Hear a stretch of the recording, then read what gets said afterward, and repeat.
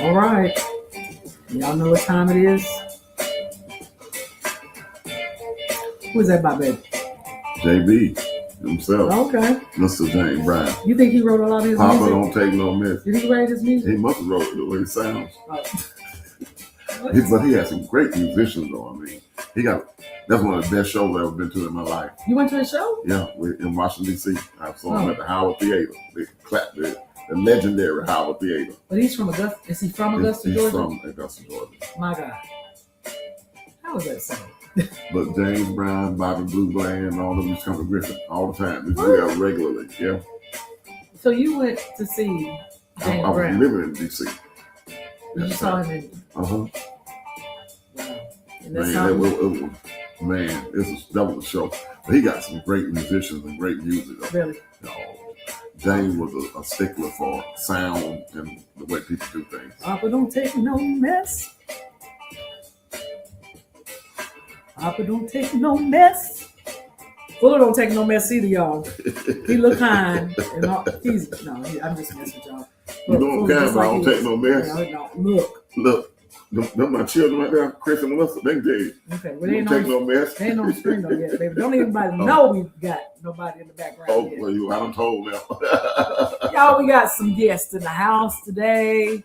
We get to come. Some special guests. And bring. Special guests. Wait a minute. First of all, from the grip.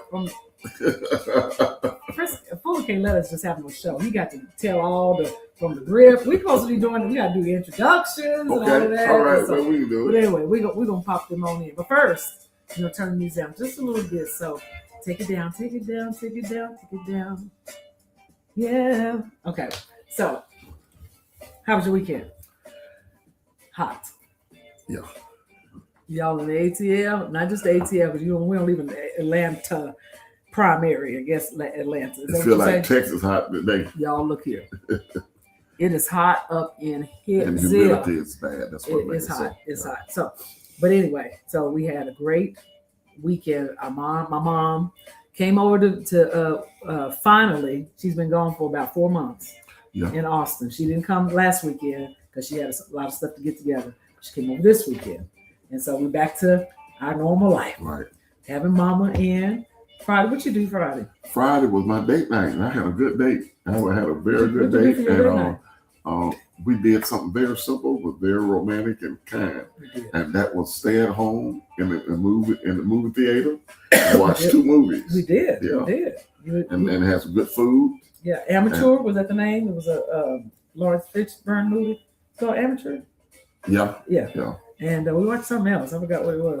That name, but it was really cozy. Yeah. Really, and look, it was really nice. I don't know about you guys, but we did. We stayed inside. Hey, Yvonne Holmes, great, and Lady D. Wyatt, and Val, and all of our YouTubers. They're Norma Hayes, Valerie. Yeah, YouTubers are out there. But look, you guys, we got to get started because we know that this segment is going to probably go from today to next week, right? Yeah.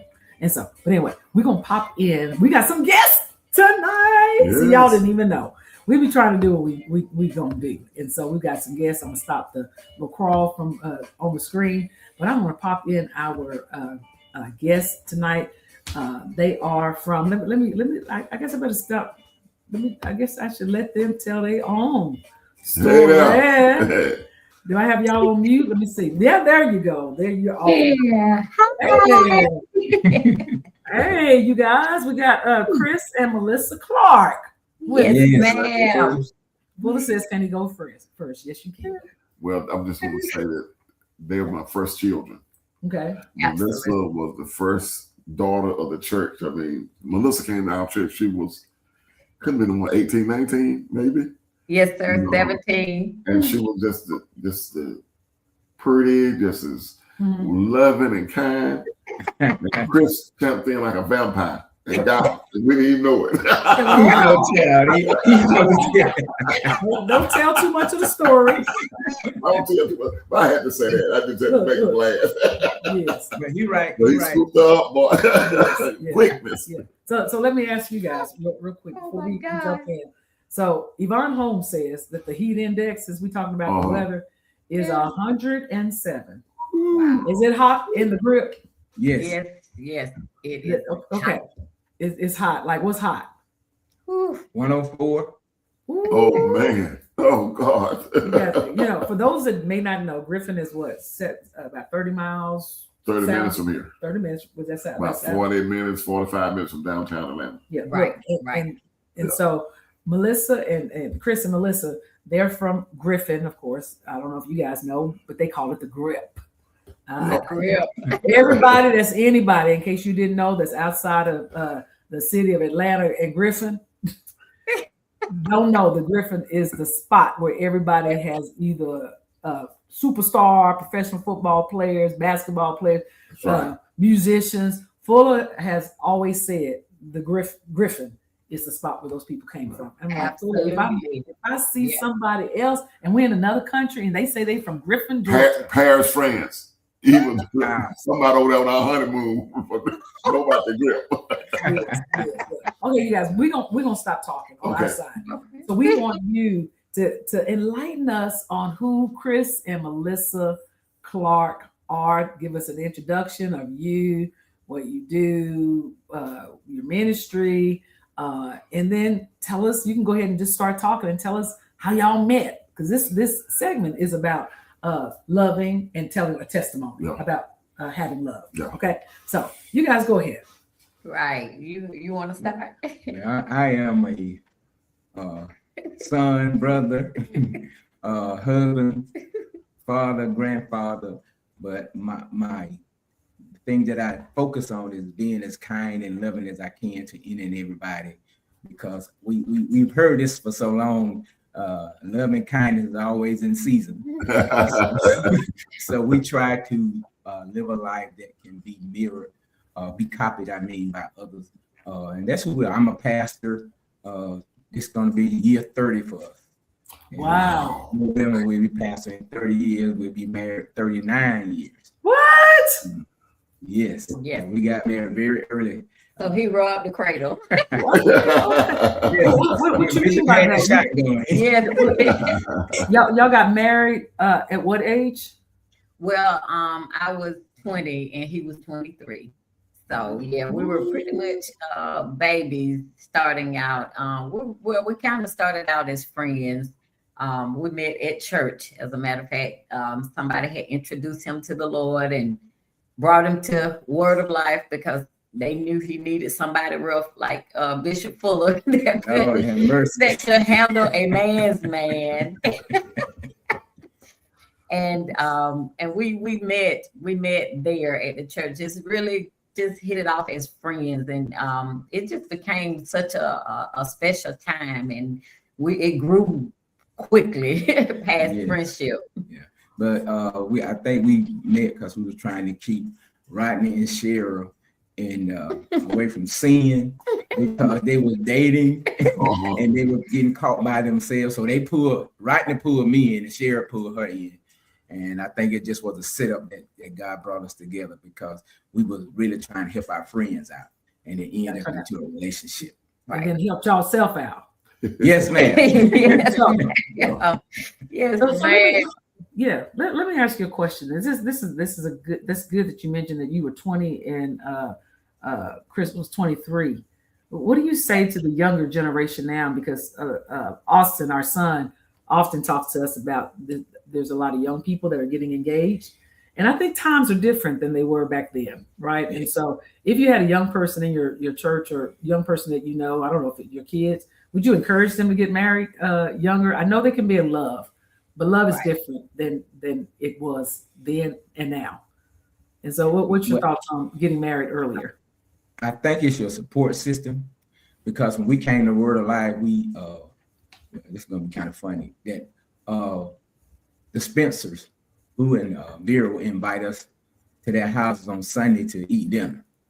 And that was kind of new for me, because I came from a background that when the couples got together, either a plate was flying across the room, somebody was cussing somebody out, and there was always some confusion. Mm-hmm. But they gave me a foundation of what a good marriage was all about. And then after that, I started serving Bishop, and I seen another display of a good marriage, and I just could not believe that somebody could be married and really love one another, because I never seen it. Right. I had, and then there was Fat and Michael. These were the people that was our support system when we started dating, that we saw an example. And First Lady Fuller, we saw an example on how you treat one another. Right. What I came up at is that, it was always some confusion. Nobody stayed faithful, nobody stayed married. Right. And so I was in a cultural shock when I seen people actually loving each other and like to be around one another. So it's the support system. I think if you have a good support system, and I could go and talk to Bishop. If I couldn't get him, I'd talk to Blue or Michael. We just had a good support system to point us in the right direction, because everybody got their own theory on how marriage is supposed to be. But like, sometimes you need to see it. Right. And we saw it. Good. Right. Right. And I would say to a young person, make sure that you are friends first. Don't jump into the hype of the relationship, just because your friend is doing it or your other friend is doing it. Take your time, build a relationship, build a friendship. See how that joker gonna be when you get upset. And check out, do all your check and balances, and definitely pray. But I just would not be in a hurry. I would just make sure a good support system is everything. And see, everybody didn't have a Bishop Fuller like me, because I was out there, and it took a man for me to respect, because I had no respect for men, because I was raised by a single parent, a single mother, and so I had no relationship with men like that. So God sent the perfect person to be able to mentor and lead me and guide me, because I had no other perspective of what a man and what a husband was supposed to be. Right. And so you have to be able to listen. And one thing I did, I listened. If he told me to execute something, I did it. Because I was I wanted what they had. I didn't want what I came out of. I wanted what they had. And I think my hunger for having a good marriage was what kept driving me to do what's right. Right. Can I interject this? Chris and Melissa, but Chico went in the military, and Chris became my oldest son. So Chico is who? My son. Okay. So Chico, my son, my oldest son, and Chris became my oldest son.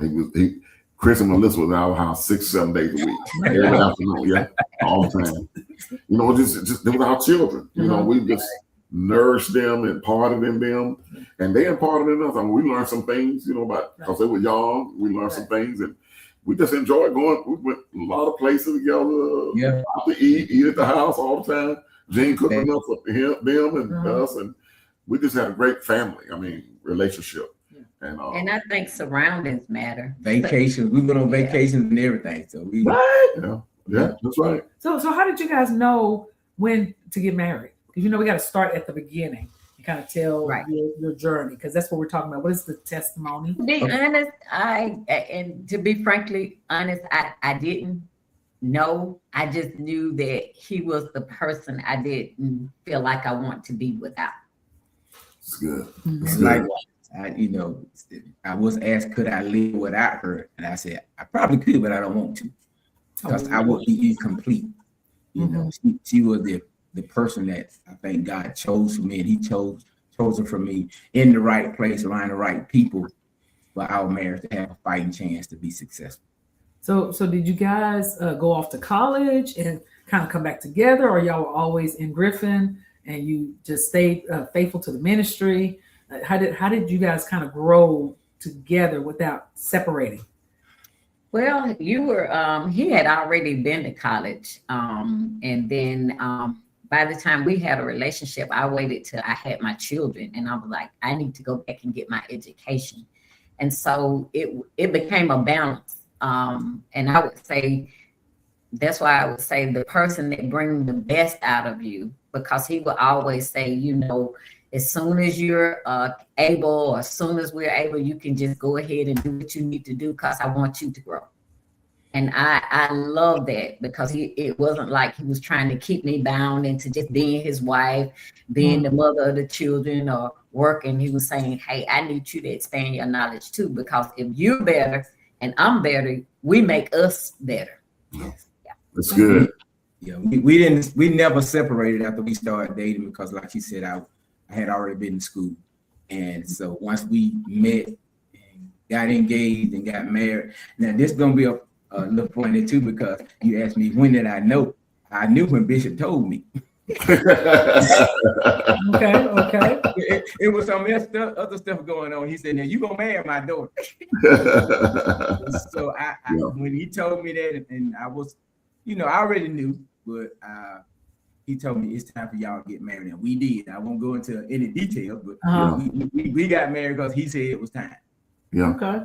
That's good. By the way. And you guys was ready. You guys was ready because like you said, I couldn't see you or Melissa with nobody else. Right.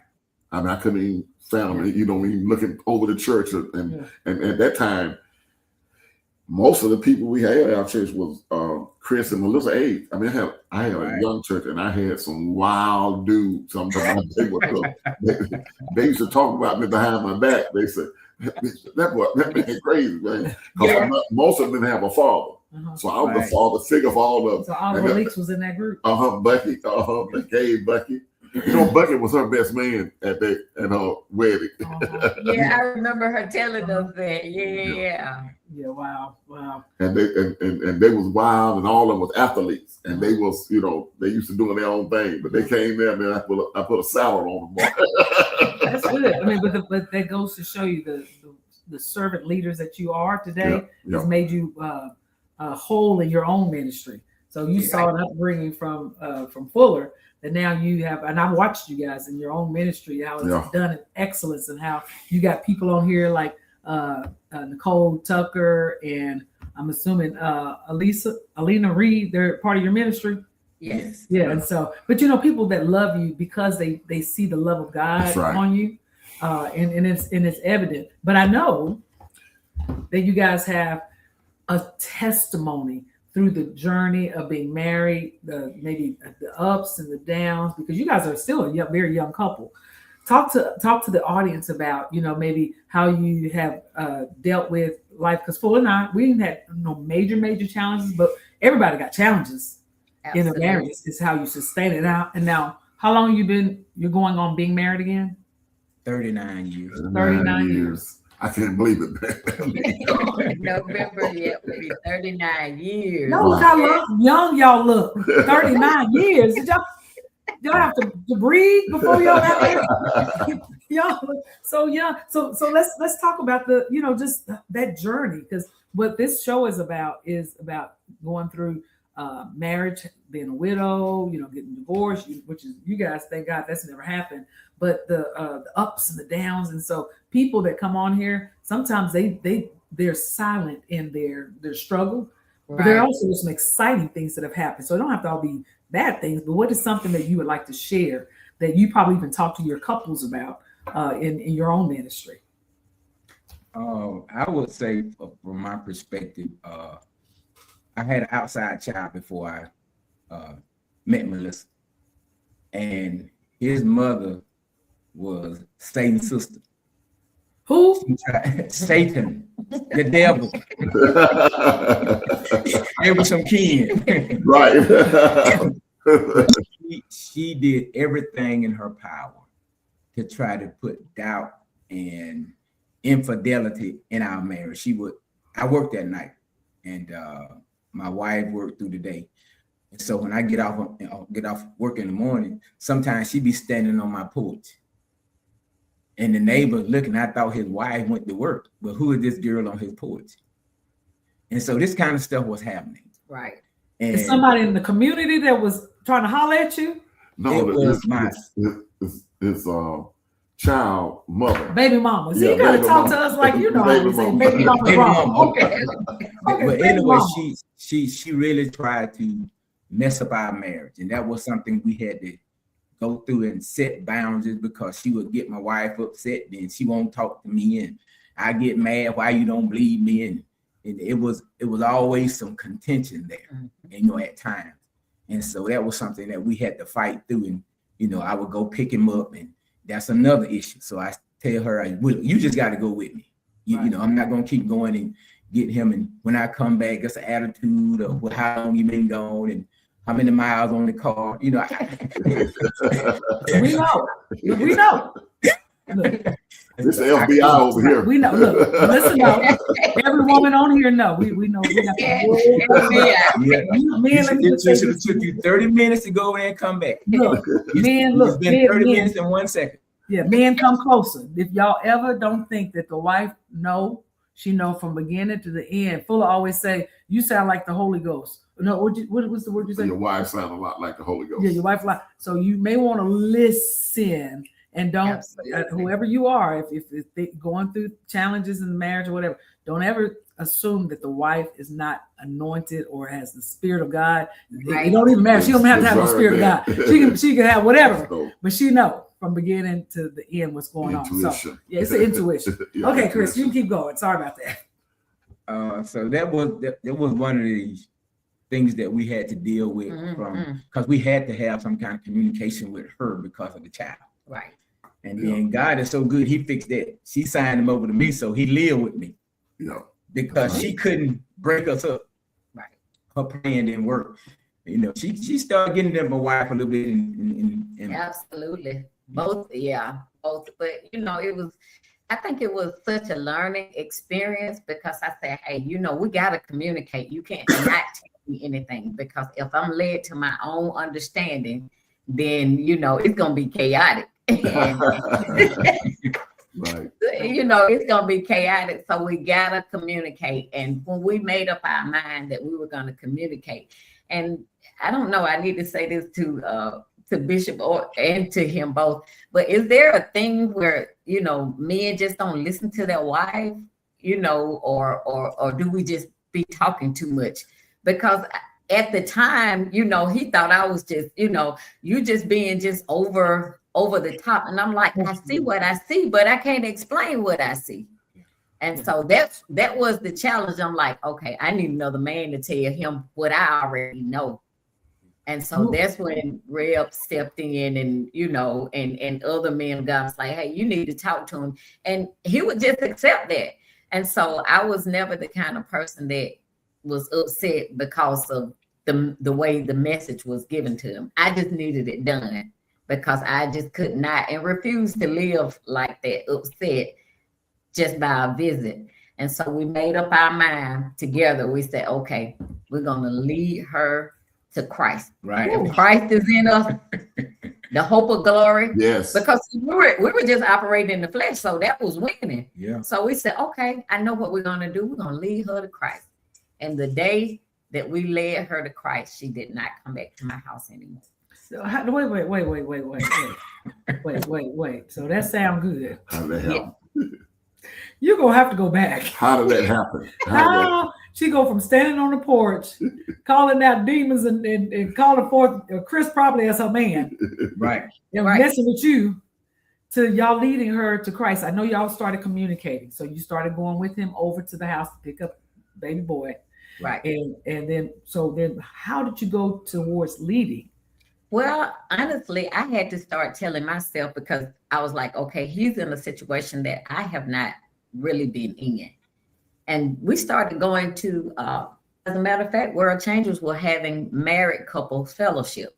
So when you're trying to do better, you put yourself in position where people can help you do better. Yeah. That's how a lot of times couples mess up, because they think what's in the house, stay in the house.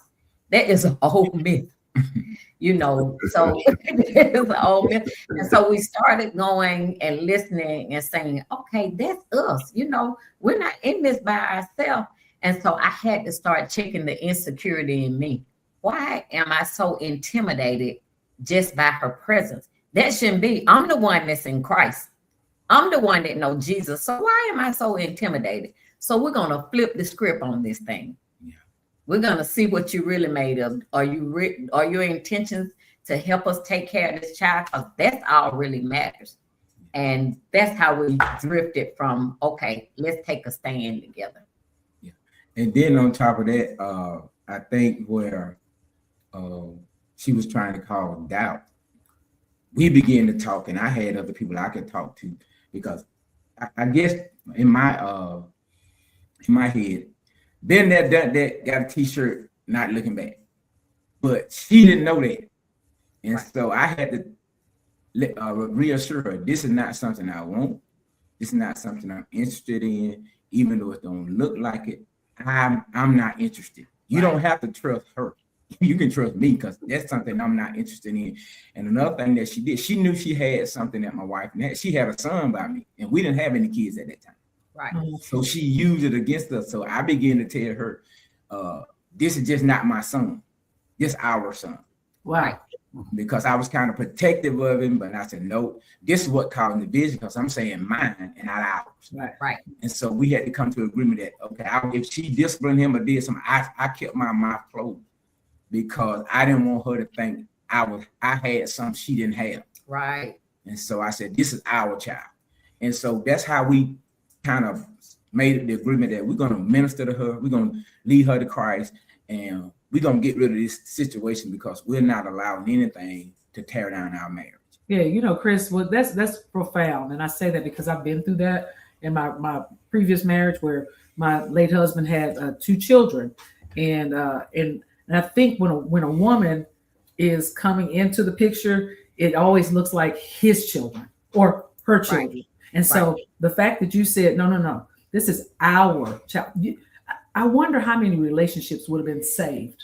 Right. Just because sometimes you have these extra, you have these outside children from a previous relationship. Some marriages, people's marriages break up because of the children. Yes. And they could have resolved it by saying, no. This is not about. I don't want you to be jealous. Right. I don't want you to feel like I'm taking them or accepting them more than you or preferring them over you.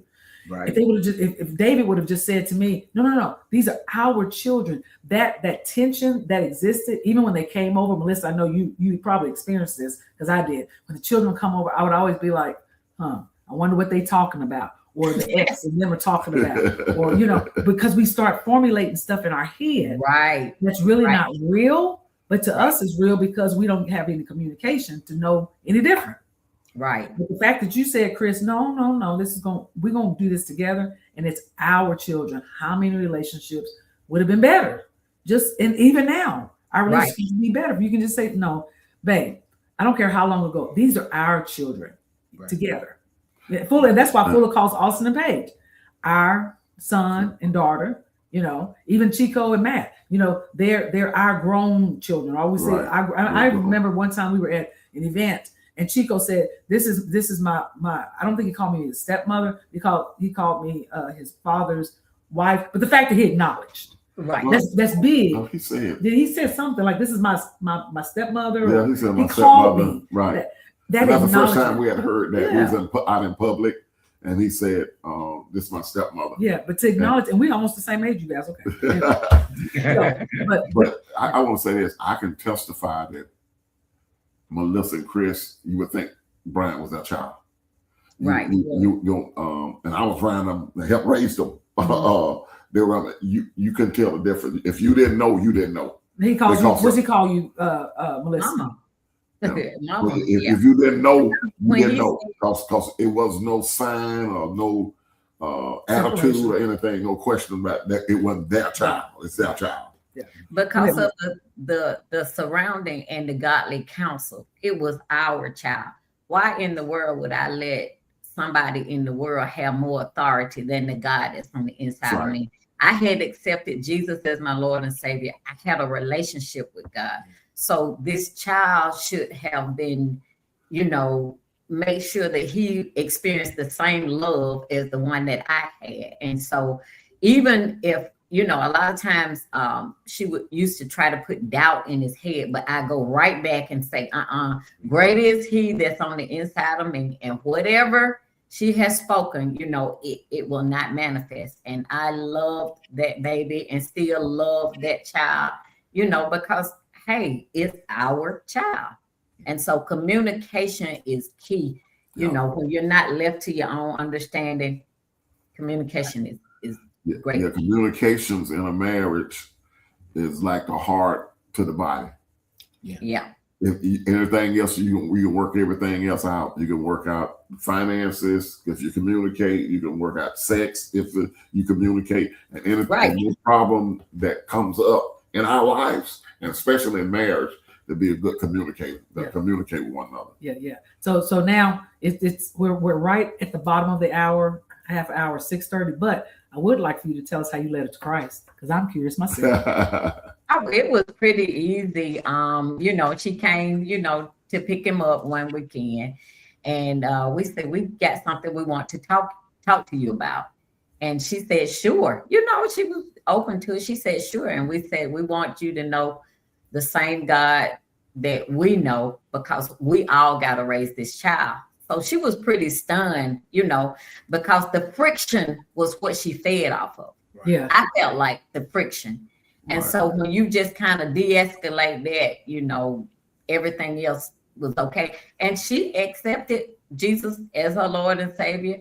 And there have been moments in time that we've had to do things for him. And she's given me a good hug and say, I appreciate what you did. That did everything for me. Yeah. Ooh. Yeah. I want to go back too, because when she came over, I think this was the stunner, because we told her we want what's best for you. Right. And I said, I love you and my wife love you. That was the stunner. Yeah. So we both told her we loved her and that we wanted what was best for the child, but we wanted her to be involved also. We didn't want to just throw you out. Right. And so, and I told her, the reason we can tell you this is because we are born again. We say Jesus has entered into our heart, and we want the same thing for you. I said, very easy. You don't have to work for it. You just confess with your mouth and believe in your heart. And she did it because we told her we loved her, and just as much as we love that child. And we got that training from ministry. That, we got that training from ministry. That's why I say it's not, some of the younger generation, they want to play with the salvation, but we know for a fact you get the word and it start growing on the inside of your heart. Something about you should be changing. Yeah, and love and kindness is always in season. Yes, always in season. Love is a powerful force. It Yes, is it a is. powerful force. It'll break down all the fear, the hate, and the attitudes and all that when you show genuine love, when you show the love of God. It's not always comfortable. Love is not always comfortable, but it always wins. It never fails. It don't seem like it's fair either, especially when you got to love somebody that done you wrong. Yes. You got to love them anyway. Right. So it was just a great testimony, because we always said that we wanted our children to experience that love that we talk about. A lot of kids, they run away from Christ because they have not experienced love in the house. Because, we just go to church and come back and it's chaotic in the house. We always said that we don't want to ever do that. We want to be the same at church as we are at home. And we wanted our kids to experience that. Because, Bishop, you brought people in that taught us about generational cycles and generation curses. So we learned that stuff early. Right. And we were like, okay, let's break this thing. He's not just going to grow up any kind of way. He can change if he want to, because it's his choice as an adult. But as far as this marriage, we know those children going to grow up, and it's going to be us. That's right. Now, how many children do you guys have together? We have three. Three. We have two together and Brian. Mm-hmm. Okay. So it's two with us and him. It's three. And how old are the children? Because they grown. Chris is 38, Nick is 33, and Brian is 39. Woo! So our relationship started right when we got him. So that that was kind of like a strain right there, because as soon as we got him, we were just building a relationship. Yeah. So it was a challenge, but not one that I didn't believe we could get the victory over. And we did. It's a testimony now. It is. Love will stretch you. Love will stretch you. Which is where we go. Okay. So I'm glad you said that, Melissa, because we got to end tonight's segment. Would you guys do us a favor? Would you be willing to come back next Monday and continue a conversation? And I have a question for you, because this is Fuller and I talk about it also. But what happens when the marriage gets quiet? Because it ain't always been 39 years of just joy, joy, joy, joy, joy. And I'm asking that because people that have gone through marriage, there's all these seasons, these ebbs and flows, and sometimes people are like, I don't really like you. No. I mean, I'm grateful that Full and I have only we have the 5 years. We're gonna get to the other years, but there are times that even for me, Full is who he is. He's even keeled. Darlene is the one that'd be like, oh Lord Jesus. And so, but what happens when the ebbs and the flows happen? And for 39 years, you've seen a lot. A whole lot. I tell Darlene a lot of times, Gene married a grown boy. And I thank God I got the glory out of it. And she turned me into a grown man. I said, praise God for Gene. Thank you, Gene. Thank you, Gene. I got a new word now. I said he raised me. Melissa, you said he didn't rob the cradle, but he was waiting on you when you fell out. yes. So Nicole agrees. She says, this is a great question. So what happens when the marriage gets quiet? Yeah. Love. We walk around we walk around holding hands in public at the church. Because when they see you, Chris and Melissa, it looks like you going home and they're like, oh, I want the exact same marriage. Oh, I know they in love. They don't know the stuff that happens behind the scenes, and we're not asking you to share all of that, but we all go through, it's quiet. How do I keep marriage exciting and happy and go to the next level so it doesn't get stale. And so that's what we're gonna talk about next week. Okay. So when you say keeping it exciting, I gotta put a cap on it, right? If you want to. Whatever you want to talk about, we want to know. Inquiring minds want to know. So with that, you guys, look, we're so glad that we've had a few people join us from your ministry. Your brother's on, Chris Fuller. Hey, Chris, what's going on? We've got some other people that are joining us. Oh man, we got our YouTube audience continues to grow. So you guys, thank y'all, Melissa and Chris and Melissa, for joining us. But look, one thing, I don't know how much you guys watch, but Fuller and I, at the very end of the broadcast, we always got to dance it out. Yeah, so y'all got to dance it out too. We don't dance. Come on. I don't dance, but I do something. Look, something. Papa don't take no mess. That's Chris. And then we do a final kiss. Hold up. That's for y'all too. All right. Oh, okay. So look, Miss Norman says that's going to be a dangerous question for next week. But we want to know. Right. We want to hear from you guys. Inquiring minds want to know. We want to know. Thank you guys for joining us.